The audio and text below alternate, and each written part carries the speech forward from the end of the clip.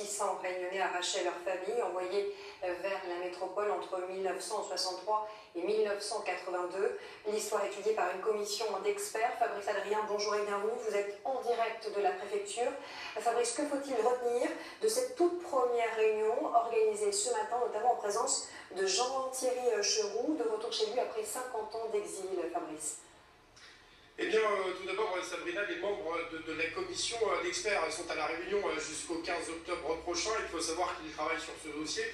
Depuis février 2016, ils sont chargés d'étudier, surtout de rendre un rapport sur le déplacement vers la métropole entre 1963 et 1982 d'enfants et d'adolescents de la Réunion. Un travail sur 2 ans avec comme priorité un approfondissement des connaissances sur l'histoire des enfants de la Creuse. Ce matin, en préfecture, nous apprenons également que ce ne sont plus 1650, mais 2150 enfants qui ont été déplacés vers 64 départements de l'Hexagone. Le plus gros contingent, 215 enfants, l'ont été vers la Creuse.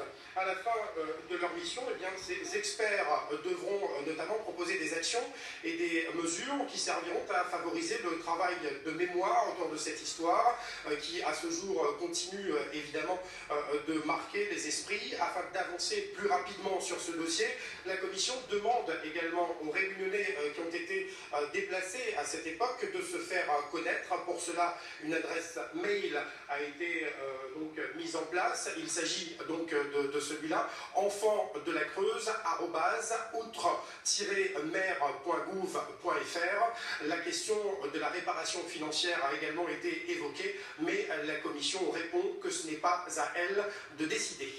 Les enfants de la Creuse, plus de 2000 Réunionnais concernés. Merci Fabrice Adrien pour ce direct de la préfecture.